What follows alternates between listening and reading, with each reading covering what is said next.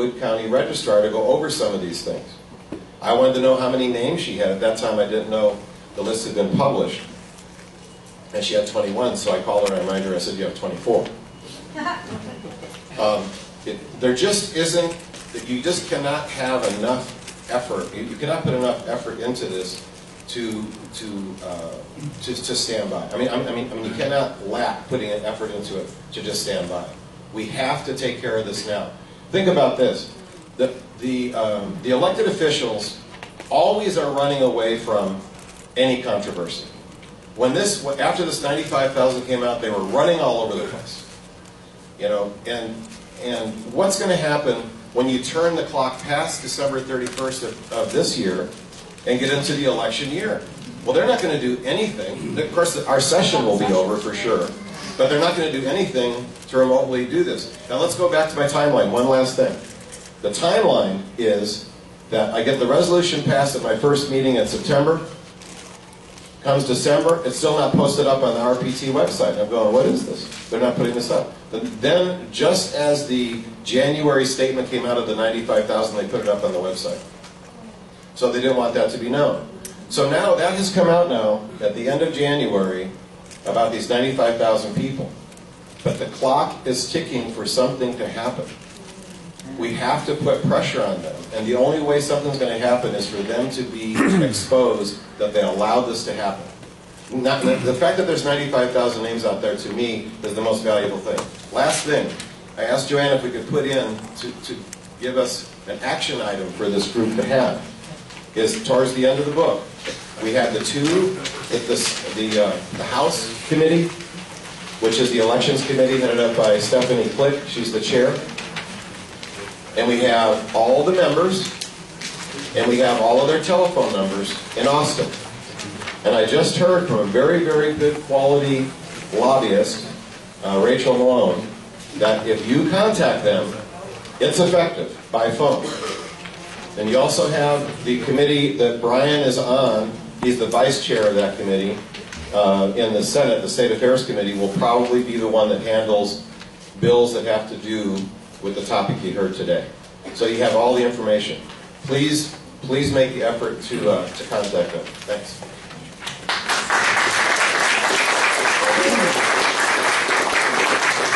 Bob's a stud, isn't he? Let's close. Okay, is it working? Okay, I'm not on the schedule for those of you that are detail oriented. You didn't see my name on there. So, for those who don't know, my name is Aaron Harris, and I'm previously with Direct Action Texas. The other stud, Daniel, he's doing awesome, taking over DAT, and Christine did a phenomenal job. It was a little weird seeing my presentation being given by somebody else, but you've done it. So I just want to cover a couple things real quick that Joanne asked me to kind of summarize a couple things. First, I want to say, this presentation's tough, right? There's a lot of stuff here that can be kind of depressing, but I want to say, keep your head up, right? 2 years ago, we first went public with this stuff in October, the mail-in ballot fraud specifically. And when we went public with mail-in ballot fraud, October of 2016. So that was October, it was like October 15, 16. Halfway through the month, we were going into session 2 months later. And, so 8 months later, SB 5 was signed into law. It went from tinfoil hat conspiracy stuff to law in 8 months, right? We went from, you guys are crazy, to Abbott putting it on his call for special session. And the pendulum of public opinion on mail-in ballot fraud swung that quickly, at least with legislators. Okay? Now, SB 5 was not the solution, folks. SB 5 was strictly increased penalties so that we can start to prove that some of this stuff's real. As such, it went into effect December of last year. As such, this year, prosecutions are up 80%. Okay? Now, here's some more good news. For the first time ever, Democrats are admitting that voter fraud exists. Okay, for those of you that aren't following, in North Carolina, you have a Republican who hasn't been seated in Congress yet because it was a Republican congressional candidate who harvested mail-in ballots. Ironically enough, North Carolina uses the same system Texas does. And so for the first time, you have Democrats out there admitting and calling to not seat somebody over election fraud. This is a huge bipartisan issue now. I love giving Democrats on the Hill a hard time about that and watching them squirm. But my point to everybody is that the conversation has changed in the last 2-3 years, has changed drastically. Very rarely does an issue of this importance move this quickly. So be of good cheer, but know that it's going to continue to take a lot of work. While we got SB 5 done last session, this session is the time for real reforms. One of the things I want you all to keep an eye on, and I was just talking to Joanne about this before I came up, is Senator Hughes' bill. Okay, so David talked about citizenship stuff. Let me just say that under HAVA and under the current law, there is a lot more Texas could be doing, should be doing, to verify citizenship of voters. Okay, Senator Hughes has been given the opportunity by folks in the AG's office to include that in his bill. We're waiting to see what he comes out of legislation with, ledge council with. But hopefully the Titan citizenship stuff will be on Brian's bill, and then we'll get a concurrent one in the House probably with Stephanie Click. For those of you who don't know, we are in Stephanie Click's district. She's chairing elections. It's a very good thing. All of you should be happy about that. So be of good cheer about that. I don't know if there's anything else you want me to touch on, Joanne? But this is really the session to hold your state reps and senators and the governor's feet to the fire to get actual reforms. This stuff's nerdy, it's weedy, it's boring. I always tell people, if you have insomnia and if Exodus and Leviticus don't work, put your sleep. Read the election code, you will go to sleep, okay? But for the first time that I've ever seen, legislators are paying attention. So this is an issue you guys should and can get traction. Going into the re-election of Donald Trump, 2020 election, this is going to be a hot national conversation piece. Yep. So keep up the fire. And the last thing, I'll close with this. So those of you who don't know, I'm in D.C. now. And as always, Texas is leading the way on this stuff. Like, we're so far ahead of the curve on the rest of the country and the grassroots on this topic. North Carolina is waking up going, oh, what's going on with this stuff? What's mail-in ballot? And people on the Hill are just now starting to learn about mail-in ballot fraud. But everybody in this room, at least all the people I recognize, we've known about it for years, right? So we're ahead of the curve. We literally are the model. I know we say that all the time, but I can tell you we are. We're leading on this. Continue to lead. Don't let up now. Thanks.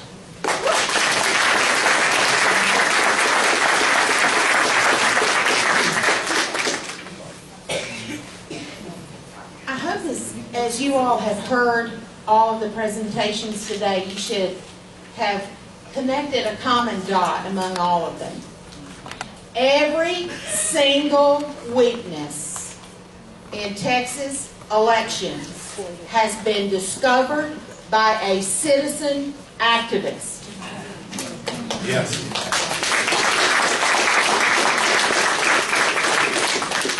None of this was brought out ever until citizen activists raised the issues. Right. Now that should be a sobering bit of knowledge for you, but that should also motivate you. Nobody is going to save Texas but the Texas grassroots, and that's all of you. Nobody's coming to save us. We have to save the state. And the things that Laura Presley has done, that Aaron Harris has done, that Daniel and Christine, that Bob is doing, that David is doing, there are people who will benefit from what we are doing that are not even alive today. That is the kind of time that we are living in. And we simply have to keep going. Now, we shouldn't be in this place, friends. We shouldn't. So here's a little bit of bitter medicine here for you. I have to do this. Other people serve dessert, not me. I wish I could. I wish I had the luxury. Because I'm going to tell you, I know things about this that we can't talk about. And there is very little that scares me, very little that scares Joanne Clement. Because I trust God. Amen.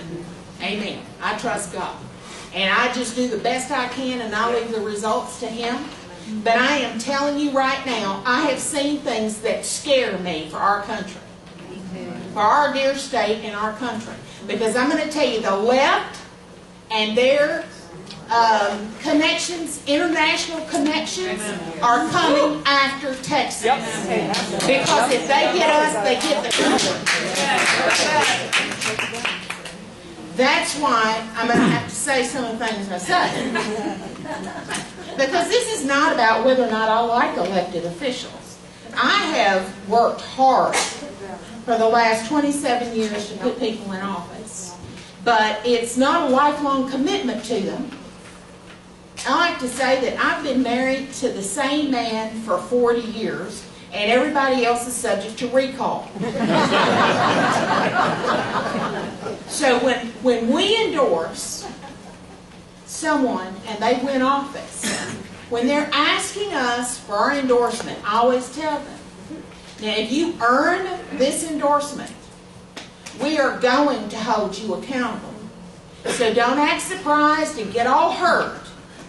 But I will tell you this, friends, before we ever call an elected official out publicly, we have done everything we could do to settle the issue privately. So now how we've tried to settle the issue privately with these coalition letters, I'm going to read the one that we sent to Governor Abbott. It's dated January 31st. Dear Governor Abbott, last week, Secretary of State Whitley released data calling into question the number of non-citizens registered to vote in Texas elections. The announcement follows a year when prosecutions of voter fraud outpaced the past 5 years combined. Texas has election integrity issues that need to be addressed. Lawmakers in both chambers appear poised to tackle the issue, having focused on the issue of securing elections during the interim. That's the interim committee we've talked about. This includes work done by the Senate Select Committee on Election Integrity. As you weigh priority issues ahead of your State of the State address, we renew our request that you make election integrity an emergency item to be taken up during the first 60 days of the 86th legislative session. Attached is a Texas Conservative Grassroots Coalition letter we sent to your office in August of 2018, requesting emergency status for election integrity ahead of the November 2018 elections. Lawmakers need to be working on reforms to shore up trust in our election system as soon as possible. Your strong, renewed public commitment will greatly assist the legislature in doing the work needed to move us toward election integrity and ballot security.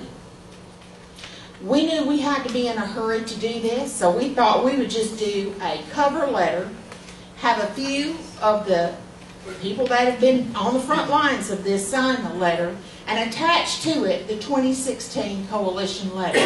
And by the way, you can find all of the coalition letters under a header at the top of our website. It's Grassroots America, We the People. It's GAWTV.com.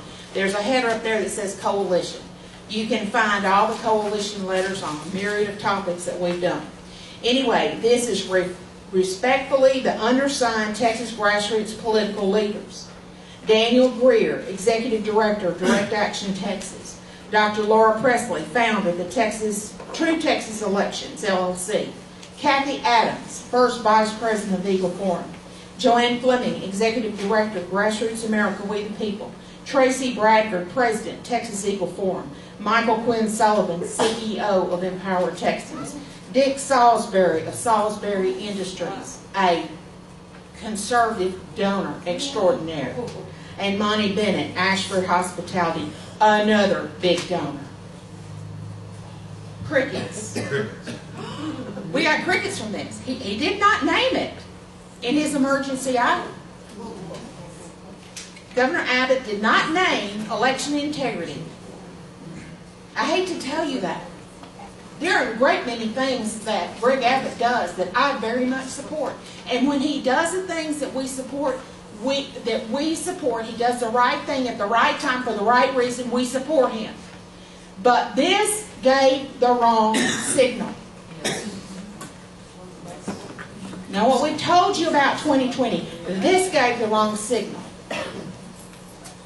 So I will tell you that we have come a very long way, we have. I will tell you this, that if it had not been for Direct Action Texas, if it had not been for Aaron Harris and his team, the Texas Secretary of State's office to this day would not be trying to verify the voter rolls. That's right. There is no indication, because in the last 25-something years that Republicans have been in charge of state government, the verification system has not been done once. Not once. Not once. So we simply have to keep going. Now I'm going to go into another little thing here, because I've heard it said that the Attorney General's office is talking about they haven't had the money to do this. Now let me say for the record, because I will hear from people who are near and dear to Ken. I like Ken Paxton. I tried to do everything I could to help him get his cookies out of the fire with the media on all this nonsense about investigations. Now, we have stood with Ken Paxton. But I have to tell you that Ken Paxton knew that we had issues with voter fraud because of the work that Direct Action Texas was doing with the AG's office, bringing them complaints. They knew this when we were going through the budget process last session. And let me remind you of something else. Government finds a way to fund what it wants to do. Money is fungible to them in many ways. And you cannot tell me that if the Attorney General went to the Texas governor and said, Governor, we've got a problem here, and it's run away, and I've just begun to understand it, so Governor, I need you to declare an emergency. I will tell you that there are ways to get funding for this. The Attorney General's office has more than 4,000 employees in 38 divisions and 117 offices around Texas. His office had information about potential voter fraud back during the 85th legislative session. So why does the AG have 2 people working on this? It's just a question that reasonable people might ask. Reasonable people might ask, out of 4,000 employees, how is it that we have 2 people working on this? And I have to tell you, I mean, Aaron, I'll never forget the day that Aaron called me just before Christmas last year and told me about this $4 million and $280,000. This is how he started the conversation. Joanne, I'm about to tell you something that is going to make you mad. And I said, well, golly, Aaron, Merry Christmas to you too. But when he got through telling me that, I said, I will tell you this, Aaron Harris. The grassroots of Texas are not going to put up with this. We're going to do whatever we have to do to stop it. We're going to get to the bottom of this. So I'm telling y'all, we have to get to the bottom of this. And we are doing all things. We're trying to talk to, we have already talked to the Trump team about this. We are looking at all avenues to get to the heart of this and to get this taken care of. Because I'm going to tell you, the timeline. This is something nobody talks about, but David Carter has figured out the timeline. Do you know we have about 16 months to get this straightened out and to get our voter registration files and all that cleaned up, and also address all the issues that Laura talked about? All of these issues that we talked about today, we've got about 16 months. Because you run up to, what, 90 days away from a federal election, they won't let you take anybody off the road. So, if you meet an elected official that does not have a sense of urgency about this, please do what you can to educate them. And after you have, if they really don't care, you might need to change out that elected official. Now, we need to get to some questions, but I want to tell you a couple of things in your book. If you look right after, I believe right after Bob Texas resolution, you will see a letter in here that explains facts about what the Texas Conservative Grassroots Coalition is. Now, so what will help you interpret that is if you turn over to the next page and you look at something called Texas Conservative Grassroots Coalition definitions. I don't have to read all this to you. Y'all can read. And I urge you to do so that you understand if you fit this criteria, or if you're here today representing an organization, one of these Republican club groups, and you're not an officer and you can't be an official spokesperson for that organization, you need to take this to the person who can, okay? Because the basis of the coalition letters are this. We get people to represent organizations, and by the time we get a letter that has about 150 leaders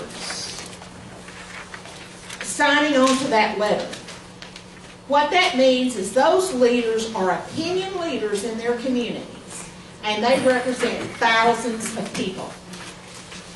Last session, we killed a really bad bill that we don't have time to go into today. It's called the Buffett bill. We're shorthand. The coalition killed it dead as a hammer, and we did it on purpose because, you know, Warren Buffett pole vaulted over all of our bills that we were waiting for in committee, and his was headed for the floor of the Senate. We killed it before it got there. And what it takes is taking these letters and putting them down on the desk of senators. We start in the Senate first because you can kill a bad bill in the Senate. And if you kill it in the Senate, we don't even have to worry about the people over in the House. So there are different, we're going to use these letters, we use them for committee meetings, for hearings, as testimony. So you need to go through here, you need to understand what the coalition is. Whenever we talk about first principles, you need to understand what first principles are. Because this coalition is focused on conservative First Liberty principles and not on personalities. You know, like I said, over and over, I personally like Ken Paxton. I personally like Greg Abbott. I personally like Dan Patrick. Worked really hard to get them elected and re-elected. But this is a deal breaker. We got to take care of this, right? Okay. So then you also need to understand who an opinion leader is, and that's the other definition down here. Now, let me stress in the back of your book, this table that we've got that was Bob's idea, I added, Robert and I added the social media handles in here because, you know, you can talk to some of them faster through social media than you could ever hope to get any of them on the phone. So use all ways, all methods to contact your elected officials. Now, I do want to say again from the bottom of my heart, I appreciate the time that you all took today to come out and hear this presentation. I hope that there has been something said here that lights that brush fire of freedom in your hearts and minds that makes you want to keep going. And I would ask you to please pray for our efforts. Now, somebody start collecting the cards where you get your questions on your cards. And panel, if you would come sit up here, we're going to run through about 30 minutes of questions.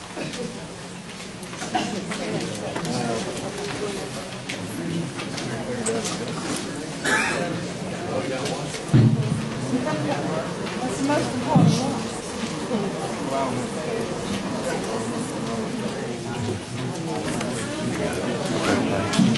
And while everybody's getting organized, I want you to be on the lookout for a coalition project that we're going to be doing on the border wall. We hope to get it out early this week in support of President Trump starting in Texas to build the border wall, because we're in the 5th Circuit Court. We're not in the 9th Circuit. We're in the 5th Circuit. You start where you believe you might not have as big of a problem in our estimation. So we're going to be working on a coalition letter to our congressional leaders on that.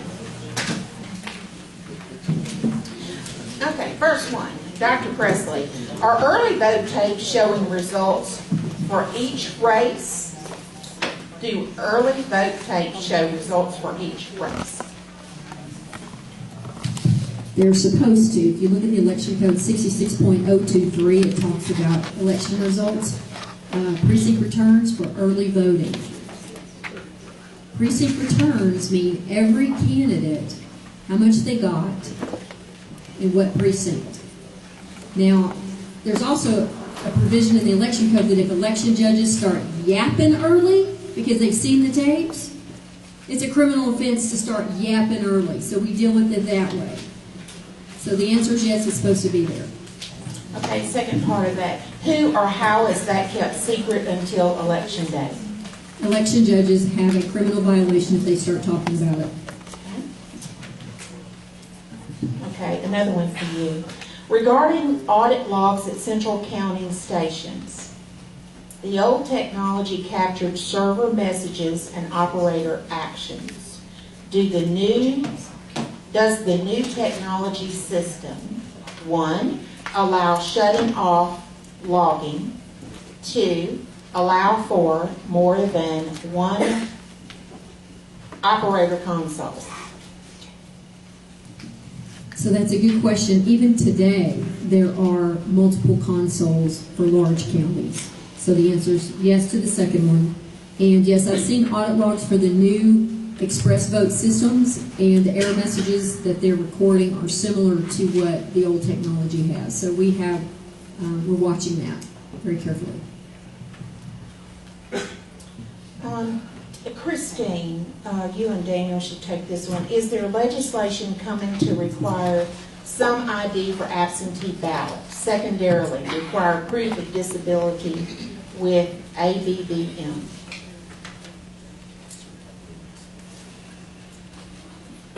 Actually, so it's actually moving the other direction. There's no bills that would move towards that direction. In fact, they're trying to make it even easier. So the Democrats have a whole bunch of bills in, make it even easier for people to apply for ballot by mail. Also, the assistance level, they want to lower that to, you don't even have to have a disability. There's all kinds of stuff of, allowing everyone to vote by mail that wants to vote by mail. So as far as legislation we've seen, it's all been from the Democrat side, and it's all been basically to make it easier to vote by mail. But the flip side of that is we're asking for these things to be limited. And then back to the waivers, waivers are being issued that currently allow for, everyone to be disabled. Like I walk out of my house today and the sun hits my eyes wrong, I'm disabled. So right now there are waivers being issued that allow for that kind of activity. So again, that's in the waivers. We're also trying to legislate these things to put in statute. Okay. Laura, I think perhaps you. Keith Ingram has stated state statutes for over a decade. We must appeal to the SOS to appoint a new director of elections. How do we do this? That's a great question. He's been there since 2012, actually, 6 years. And I think this investigation committee that David brought up is a really good method. I think there needs to be an investigation why we have a state bureaucrat who appears to be violating the state constitution. Yeah. So instead of going to the legislature and changing the law, that office is just ignoring and giving written waivers to ignore law. We have to address it. We are a state and a nation of laws. So we call King Pastor. We have to go, I'm not sure exactly how to do it, but it appears they are violating our Constitution. And I think this investigation committee is really good. I intend to place printed questions in the hands of the members of the committee Monday morning so they can ask some of these embarrassing questions. Not to embarrass, but to get information. Okay, Daniel, this one could be for you.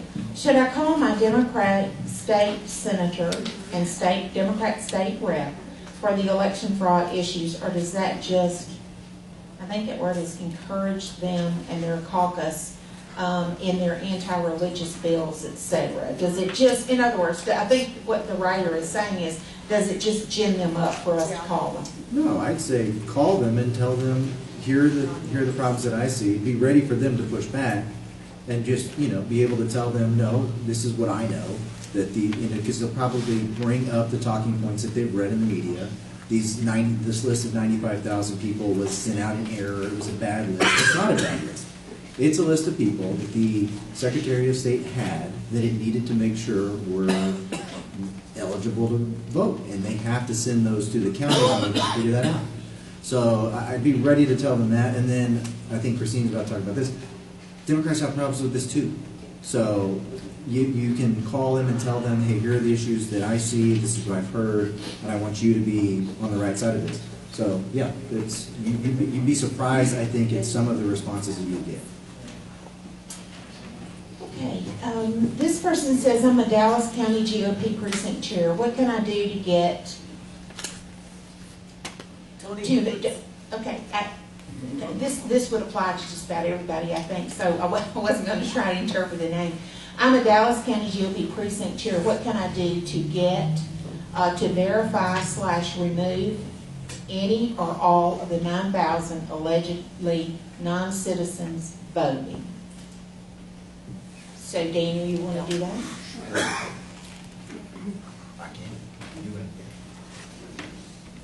Well, if you're asking about a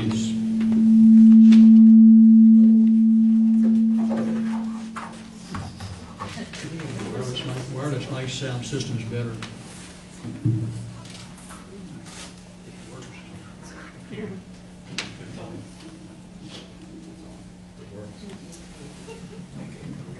Green light.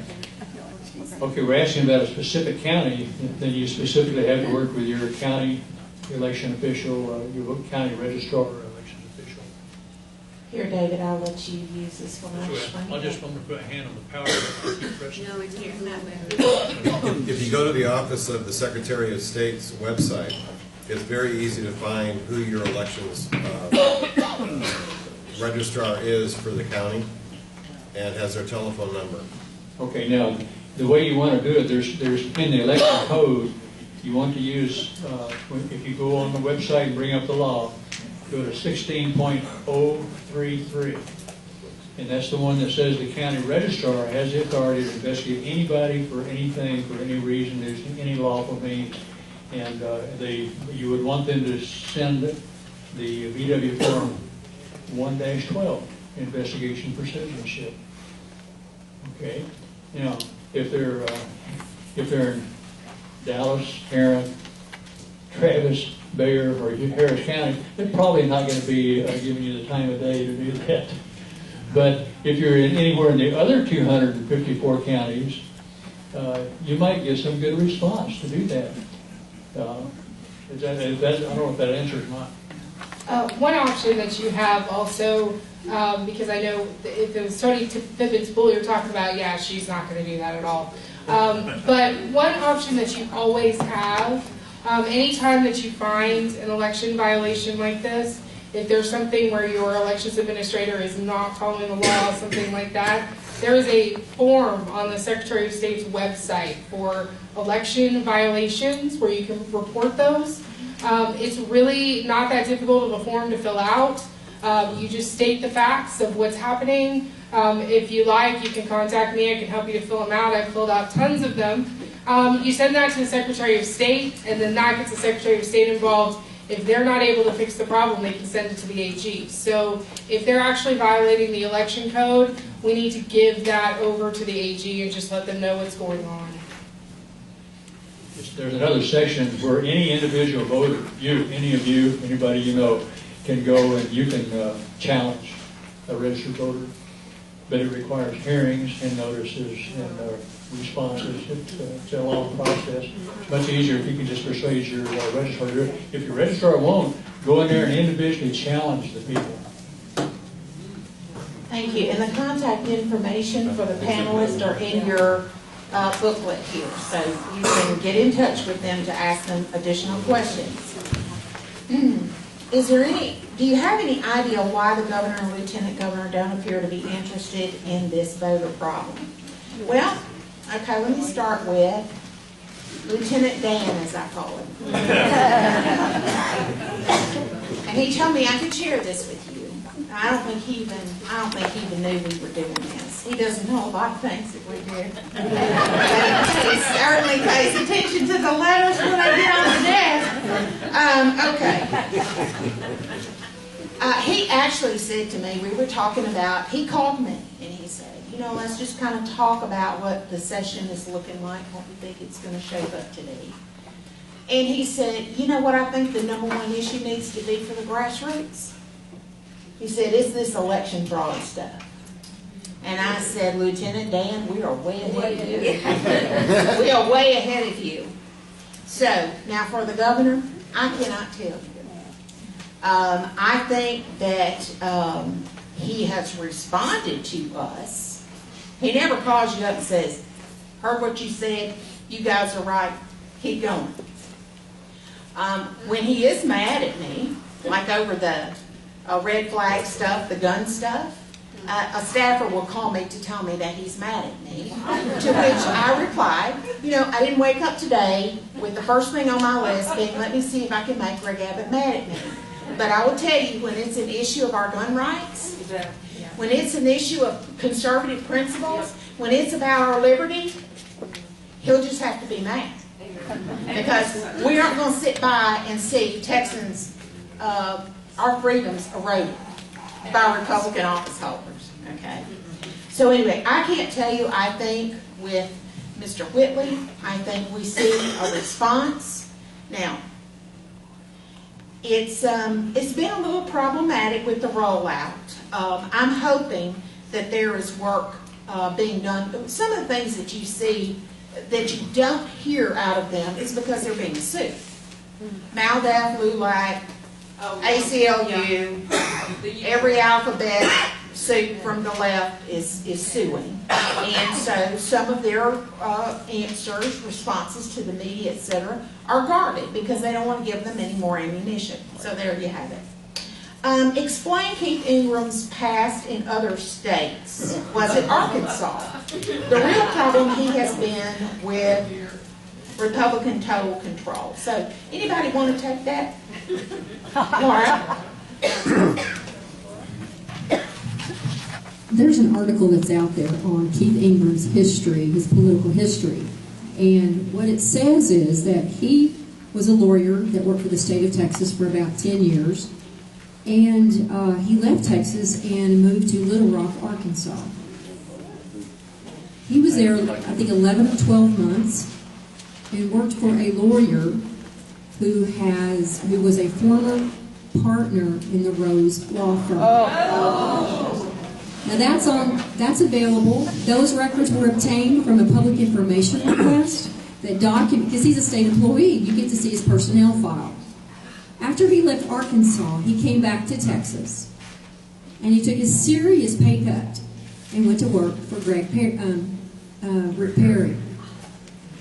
And then he was appointed to elections director under Rick Perry, and he's been there since 2012. We have some serious concerns about that. And the issues of these waivers are beyond making us angry. We want something done about it. And so I love what David has raised. I mean, not only waivers to counting laws, he's giving waivers to registration, he's giving other waivers to all kinds of issues. This is where the rubber meets the road. He has to be reined in to stop violating our Constitution and waiving law. He has to be stopped. And so we've appealed to Greg Abbott. And I'm going to say this, Joanne, there's a woman in East Texas, in Cherokee County, who called Greg Abbott's office and said, we've been working on this for years, guys, with Mr. Ingram. And, we respectfully disagree with what he's doing. And she called Greg Abbott's office, and the response was, we can't get rid of Keith Ingram because Rick Perry hired him. I'm telling you a direct quote. This is, and she lives in Cherokee County. If you want to call her, she'll tell you the same thing. And we don't agree with that. We don't support that. We don't understand that. It is under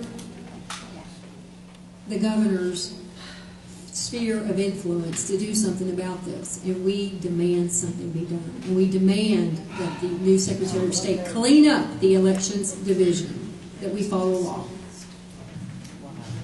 Correct. And I want to just say this. I think some of the things that have gone on in the Secretary of State's office, that some of what I call rogue employees I think past secretaries of state probably didn't even know what was going on. Because let me tell you, up until we raised the issue about the definition of what a Secretary of State was supposed to be doing for the state of Texas, and that is paying attention to election security, election integrity and ballot security. Anytime you read an article about the SOS, it was about the SOS being an ambassador for Texas, the Texas economy with Mexico, etc. I mean, every article was about that.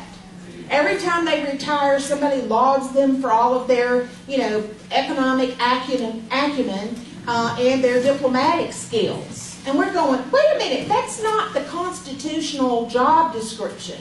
And so we put it in the coalition letter, and very interestingly enough, when Mr. Whitley made his first statement after being nominated by Governor Abbott, he talked about his responsibilities. And so, like I say, I think that we're getting through, but if y'all are waiting for somebody to throw a parade in our honor, that's not going to happen. Joanne, I just want to add to Yes. that on the Secretary of State. The Secretary of State's office made a press release, and they announced that since 2014, the state has registered, and back to my registration again, 1.6 million people in the last 4 years. 1.6 million.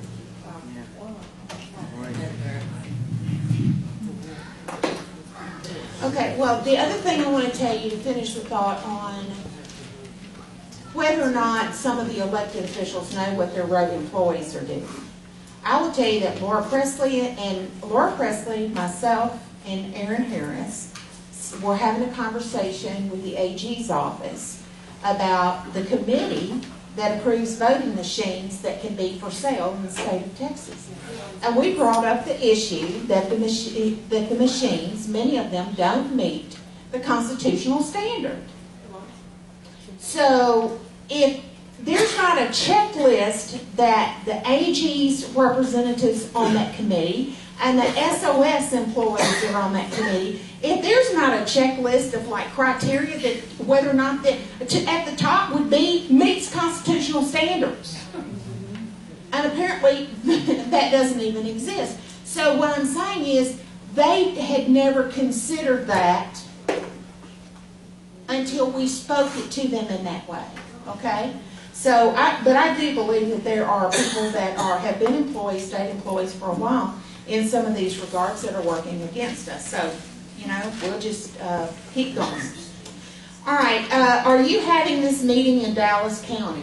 We have had multiple requests for meetings, and we absolutely will try to have one of these presentations where we're asked. What I would ask you to do is to do what Julie did. Julie asked Republican clubs, and they all went in together and to sponsor this. So we're not asking you all to spend a ton of money, but we are asking you to provide the basic setups and a nice place to meet with enough room, because we filled this room today, and I'm so proud of that. Thank you, Julie, and all the Republican clubs.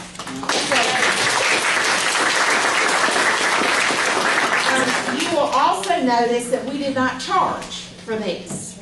It cost all of our organizations money to do this. And these little booklets here, about $500 to put them together and to print them for you. So now, if anybody has a soft heart for what we're doing today, and you want to donate to any of these organizations, you don't even have to donate to me. If you want to donate to any of these guys up here, I'd ask you to please do it, because it costs plenty of money to do what we do. Thank you so much. We need to get our chairs picked up. Julie, you got anything you need to say as a wrap up? As you leave, bring your chair, because we have to be out of here at 3.